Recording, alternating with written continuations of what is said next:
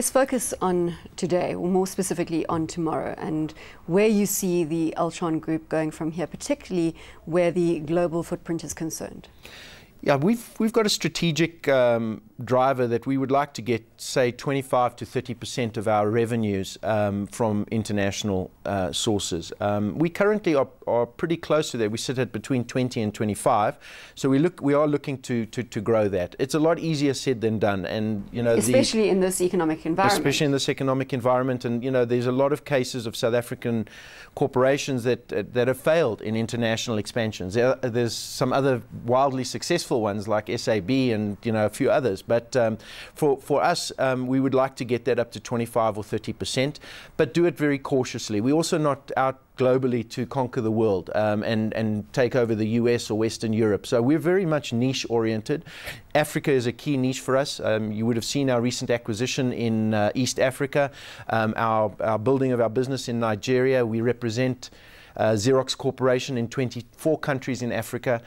So those are the kind of niche areas that we will see, that we will build. On the Powertec side, we've got a niche market in Iberia and Spain and Portugal on the cable side. So that's the kind of approach that we'll take going forward, and watch that quite carefully. You mentioned Powertec. Obviously, at the moment, Powertec is taking pain.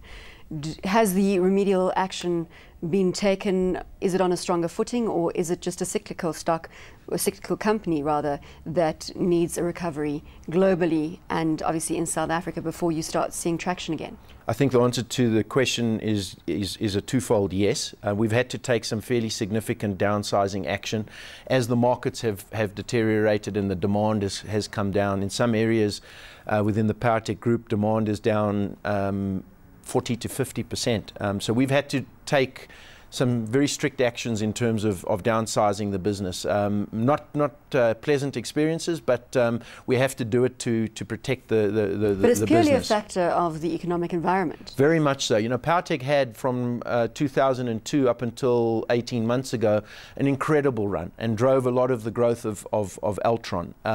The markets fell off very, very dramatically, and now we've had to resize in line with that. So we've in fact had to reduce our headcount by about 800 people at Powertec, which is about 20% of their headcount. I now believe that our cost base is at the relevant level given the market demand. It is a cyclical business.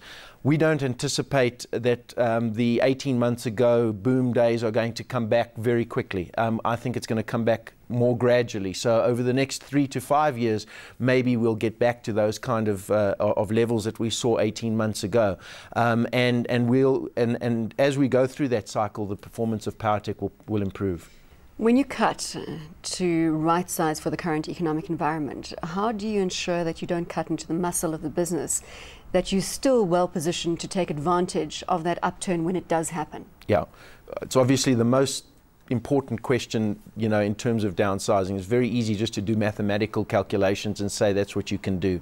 So we spend time with our line management and our operating managements. We identify the areas that are core to the business and the skills that are core to the business, and make sure that those areas are ring-fenced and protected, to make sure that the business going forward has got a sustainable business model with the right resource, and, as you say, not cutting into the muscle, just taking out unnecessary costs, if you will. But that's always the challenge. You don't always get that right, and inevitably, as you go through these processes, you lose people that you wish you didn't, or you wouldn't lose. But sometimes that does happen, and it's something that we do take great care in trying to manage through the process.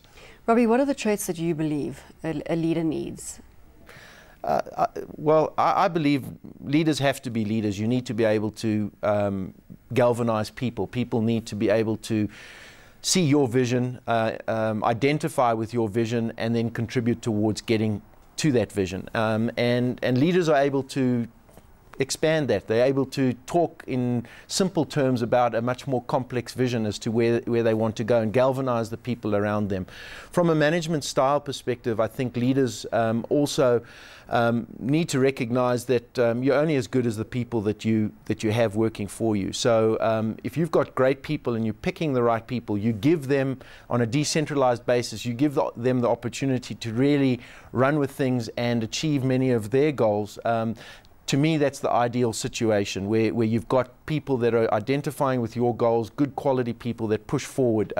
So I tend to, that's kind of my management style. I tend to try to get the right people in place, give them the authority to really reach for their dreams, which coincide with reaching for our vision, and hopefully you get an alignment there. When you don't, good leaders have to be able to step in and say, well, we need to make a change here, you need to make a change there. So leadership from my style is very much a collaboration issue, but also being able to take the tough decisions when they're required to be taken. Has Dr. Venter shaped your leadership style?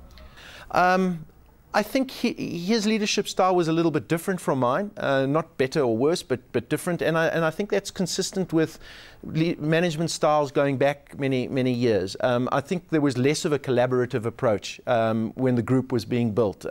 He really was the front and center, took all of the decisions, was involved in all of the detail and drove a lot of that. Our group has now got to the size where I think it's impossible to actually run the group that way unless we've got a good team that are all playing their role. It's very difficult for one individual to have a handle on everything that happens in a group our size.